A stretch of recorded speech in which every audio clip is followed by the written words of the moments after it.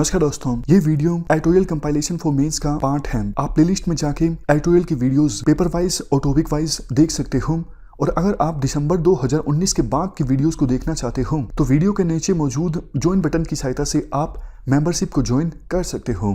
चलिए discussion start करते हैं। आप जीएस पेपर 2 के इस टॉपिक से आर्टिकल को रिलेट कर सकते हो। देखो, जब से ये महामारी आई है, सुप्रीम कोर्ट ने कुछ मामलों में ऑनलाइन हियरिंग की है और कुछ हाई कोर्ट्स ने भी ऑनलाइन हियरिंग की है। बट हमारे देश में ज़्यादातर जो कोर्ट्स हैं उन्होंने ऑनलाइन हियरिंग नहीं की है। समझ गए? मतलब ज़्यादातर कोर्ट्स का जो काम है वो ठप है जब से महामारी आई है। ऑलरेडी हमारे देश में विभिन्न कोर्ट्स में 3 करोड़ के आसपास जो केसेस हैं वो पेंडिंग थे और अब तो केसेस की जो पेंडेंसी है वो और भी ज़्यादा बढ़ जाएगी। एक बहुत ही फेमस कहावत है, आपको पता ही है, justice delayed is justice denied. तो फिलहाल की सिचुएशन में ये जो कहावत है बिल्कुल सही साबित होती है। देखो, महामारी के अलावा नॉर्मल टाइम्स में भी हमारे देश के जो कोर्ट्स हैं वहाँ पर इतना इंफ्रास्ट्रक्चर तो होना चाहिए कि वो कोर्ट्स डिजिटली फंक्शन कर सकें। अगर हम सुपर पावर बनना चाहते हैं, वर्ल्ड की बड़ी पावर बनना चाहते हैं, तो हमारे कोर्ट्स की जो सिचुएशन है वो पिछड़ी हुई नहीं हो सकती। हमें इस तरफ ध्यान देना चाहिए। ऐसा नहीं है कि सरकार ने कोशिश नहीं की, कोशिश तो की गई है आधे अधूरे मन से। जैसे 2015 में नेशनल जुडिशियल डेटा ग्रिड को लॉन्च किया गया था।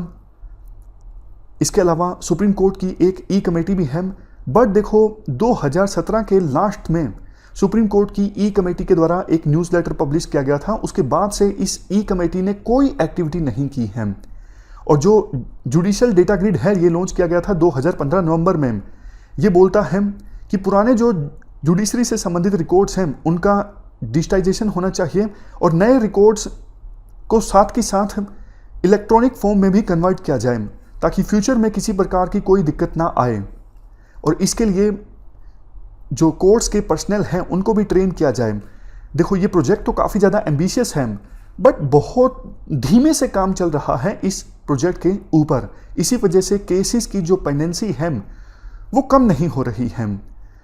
आर्टिकल में कहा जाता है, देखो, इस प्रोजेक्ट को इम्प्लीमेंट करने के अलावा और कोई चारा नहीं है। ये तो इम्प्लीमेंट सरकार को और कोर्ट्स को मिलकर करना ही होगा।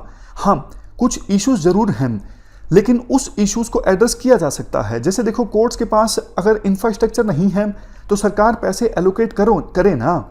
अगर प्रॉपर गाइडलाइंस नहीं है, स्टैंडर्ड्स नहीं है कि कैसे कोर्ट्स डिजिटली काम कर सकते हैं, तो सुप्रीम कोर्ट गाइडलाइंस जारी करें।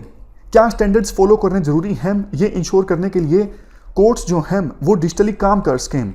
देखो, सिर्फ इससे इशू सोल्व नहीं होने वाला है कि जो सिविल कोर्ट है डिस्ट्रिक्ट के अंदर वहाँ पे इंफ्रास्ट्रक्चर अच्छा हो। देखो, वैसे भी हर एक डिस्ट्रिक्ट में अब इंटरनेट कनेक्टिविटी तो अच्छी है लेकिन कोर्ट को और बहुत सारे काम करने पड़ते हैं ऑनलाइन फंक्शन करने के लिए, जैसे विटनेस को एग्जामिन करना, एविडेंस को एग्जामिन करना।